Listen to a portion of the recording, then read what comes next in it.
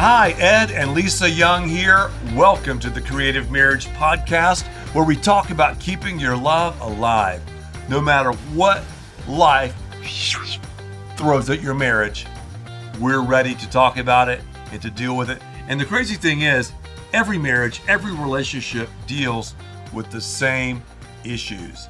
So pick up to our book. We get very specific in our book. When you're specific, you'll be prolific. The Creative Marriage book. It's newly updated, expanded, illustrated. It's now at xomarriage.com/store. That's xomarriage.com/store or Amazon. Lisa, we're talking about conflict. Whenever I think about conflict in marriage, because marriage is a place where conflict happens, no doubt, I think about a little family outing we took. We took our kids to San Antonio, and I tied these massive luggage racks on top of our Suburban because we have so many kids and so much paraphernalia. We had to do it. At the time, I'm sorry, I'm interrupting you, No. but I want to make sure You have the gift of interruption like I do. Yeah. I want to make sure you get the details right because the twins, we had an 8-year-old, a 4-year-old, and then twins that were just shy of their second birthday. Yeah. So think about all of the stuff that you have to carry with you when you go on, not a vacation, but a family outing. It required There's no such thing as a family vacation. I mean, we do family stuff all the time. It's a family outing. And so we had 2 soft luggage racks on top of the Suburban, plus the very back of the Suburban was pretty much packed. So we had a lot of gear. So we go to San Antonio from Dallas, and we went to SeaWorld. That was fun. Stayed at a hotel.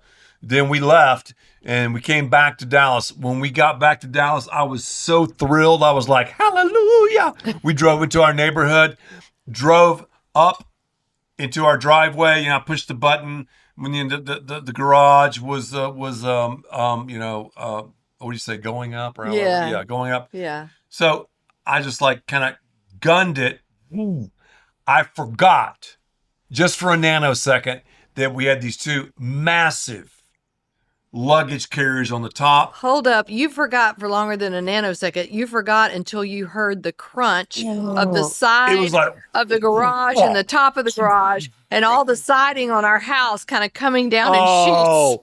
I totally destroyed our garage because of baggage. Ooh. Whenever we deal with marriage, whenever we deal with conflict, we bring marriage from our past and from our depravity into the relationship. Wise marriages take each bag off the Suburban, out of those luggage racks, and go through them and talk about them, because that really helps us with how to handle conflict, what kind of conflict resolution tactics or lack of resolution tactics we're bringing in to the marriage. Yeah. For example, you and I came from very different backgrounds in regards to family dynamic. The common thread would be that we both came from a Christian home, but that was the common thread. But our families and how we operated were quite different. Problem solving, organization. Yes. I mean, my family would lean toward being maybe hyper organized, maybe not as flexible. Definitely. Yours would have been more spontaneous for the moment. And also your father, strong leader, very much, the take charge person, which my dad was an amazing man, more of a servant heart, just not quite as authoritative, if you will. So we came from these different backgrounds into the marriage, and we never really talked about that. We never thought about that. And that's important, because with both backgrounds, there was baggage. That's right. And we've talked about some of the ground rules that all marriages desperately need to adopt. But also, Lisa, when you think about the ground rules, I think you have to think about areas to stay away from. In our studies and lectures, and also in our book, The Creative Marriage, we deal with what are those things, those trigger points those defining moments in conflict that can take you off the ranch, so to speak, and into the deep weeds.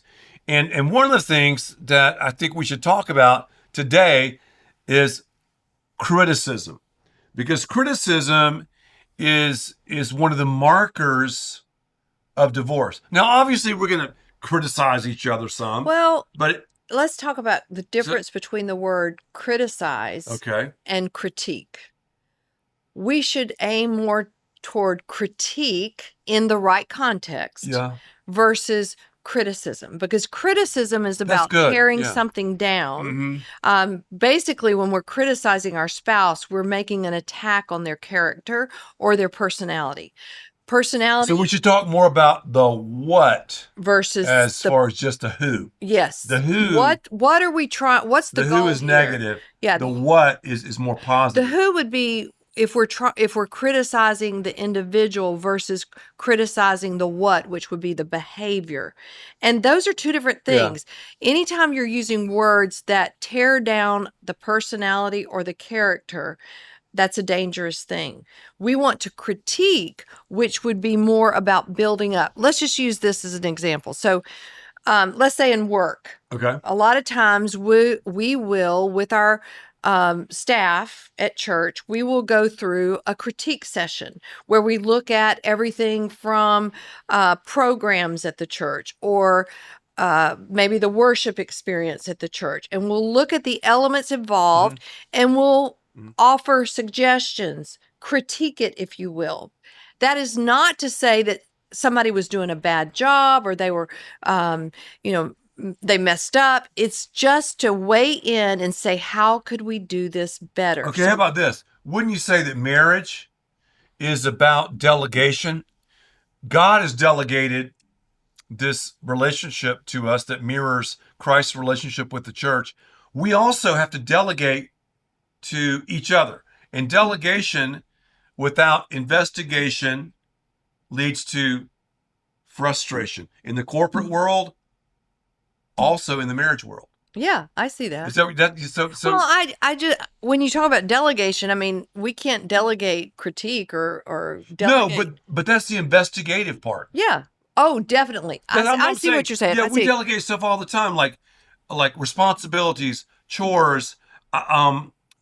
You get into we've delegated the emotional and physical and intimate needs of one another, and so you have to critique those To one another. to one another. Yes, yes. But you cannot attack the person, the who. You have to Stay with the what. understand the difference between Does that make criticism. sense? It makes sense to me. Yes, it makes Okay. sense to me. I hope it makes sense to y'all. Yeah. But you have to understand the difference between criticism and critique. One is to tear down, the other is to build up. Focus on the what, not the who. Okay. Don't tear down the who. All And right. yes, it comes out of delegation. So criticism is something that we need to think about and really watch out And for. so kind of the antithesis to criticism would be to reveal the what, reveal what needs to be dealt with. What is the true point of confrontation? What's the angst here? Yeah, And that's and what we're get to the issue, because when I'm getting beat in an argument, I like to change lanes. We can't change lanes. Stay with the issue. Stay with right? the issue. Right. Stay with the Stay with the tissue of the issue. That's right. Yes. Hopefully you won't need a tissue. But if you don't stay with the tissue of the issue, you'll need a tissue. Okay. That's good. All right. Second thing too, okay, criticism, that's a marker of divorce, of marital mayhem. Also, contempt.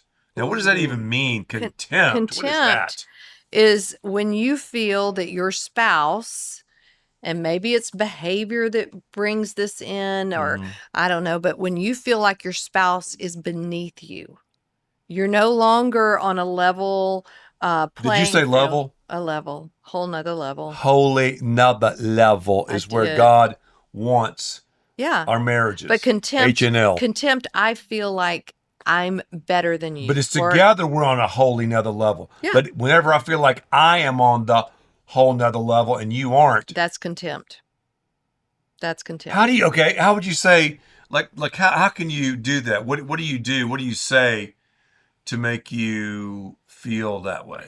I don't know if it's as much as what you say as how you act around your spouse. When you kind of disregard their Yeah. I think it's a progression. You disregard their feelings, Belittle them, belittle, kind of you brush them aside. you don't value them because to give them value means that you're raising them up to your level, and contempt is all about Yeah, it's them like, being on oh, a I don't different. mean that. Don't you understand? Yeah. Like that. So Why do you? Yeah, I got it. the answer to contempt is respect. Mm-hmm. You are my spouse, and I respect the position that you hold in our relationship. Now, there may be times when I have done something that is not respectable, Yes, but because I'm your that's spouse, it. you respect me. And the same thing for you. You might have done something that I'm thinking, Mm-hmm. I just didn't like the way you did that. Or I didn't like how you said that. Mm-hmm. And that may not earn my respect, but because you're my husband, the most important relationship that I have on this earth outside of my relationship with God, I respect you. And if I'm not respecting, I may be holding you Who in did that? contempt. R-E-S-P-C-T-P. R-E-S. Okay, spell R-E-S-P-E-C-T. R-E-S-P-E-C-T. Who did that? Tina Turner, I maybe? love that I don't song. know. I don't But know. it's true because you're not always going to feel feelings of respect. That's what you're saying. Exactly. But don't ever forget the position that your spouse And some holds. people say, just in our culture, well, I'm not going to respect this person until I feel it. Well, you might not ever really feel that. I'm talking about in other areas. Yeah. Yeah. Yeah. Okay, Anyway. so you know what, Ed? I just want to backtrack a Uh-huh. little bit because we're talking about ground rules. These are actually kind of progressive. Like sometimes we If you are don't have ground rules, you'll fall into this fall into these. and So stay there. you might start with criticism, and then all of a sudden the criticism gets out of hand, and then you roll into contempt. Yep. And looking at your spouse as if they're not as good as you, or you're And you acting like become you're defensive and then the next thing would be to cancel them. the cancel So if you culture. don't deal with the Cancel. criticism and if you don't deal with the contempt, then you find yourselves in a cancel culture marriage. And that's so easy to see in our world today. The cancel culture is everywhere. And sadly, it's in marriage. Yes. So when we get married, we're always thinking about back at the altar. Like when you Yeah. said I do, the enthusiasm was there. You're excited. In my mind, when Ed and I got married, I mean, the love of my life, the person who could do no wrong almost. I mean, obviously I knew he was not perfect, but that's what I had in my head when we first got That married. means a lot to hear that right And now. and so, the more time that goes by and the Uh-oh. more you live together, you realize that person is not perfect and I'm No. not perfect. No. But when you go through life after the altar, well, first of all, at the altar, you're not thinking about canceling your spouse. You're thinking about the happily ever after. Mhm. Very seldom do you go into a marriage thinking, I'm wondering if this is going to work. That's right.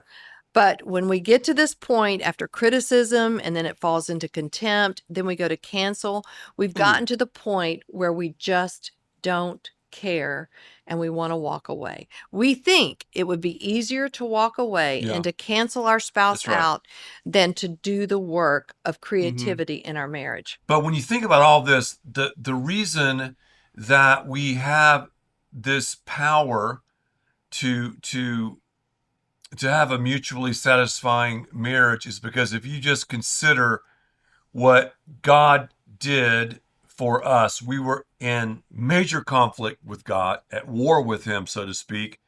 He sent Jesus to reconcile us to himself by living this righteous life, dying a sacrificial death, and rising again after 3 days.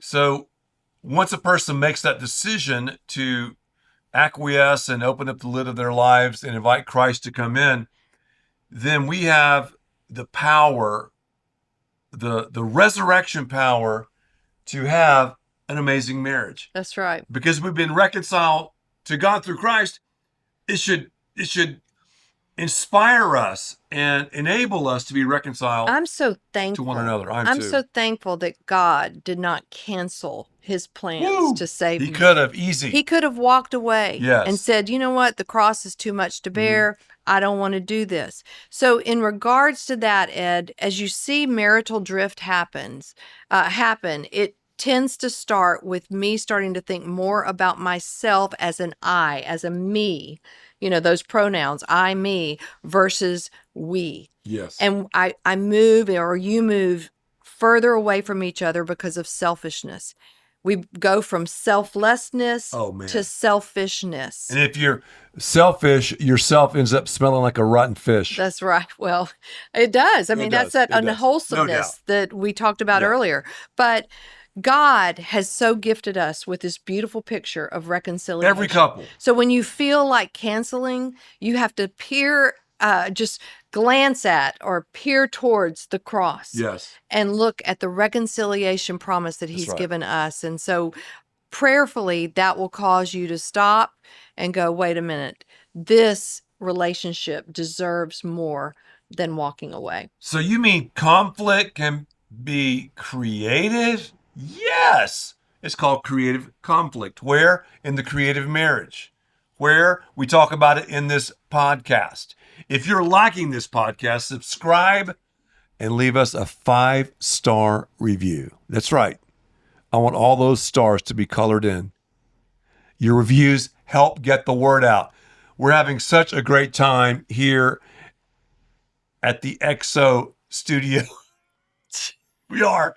And we're having such a fun time, too, talking about marriage, because you should laugh and have fun when you talk about marriage. I mean, you and I have talked about this. Sometimes humor allows us, especially when we're speaking and sharing with people, if you just put in a little bit of humor, you soften people up to go, okay, I can absorb this because I've relaxed a little bit. And it even helps between just husbands and wives laughing a little bit. Laughing a little bit, but know your humor limit. But we're talking about serious stuff. We are. And I know that God can build great things in your marriage, a creative marriage, when you use his ways to resolve conflict. It'll be great.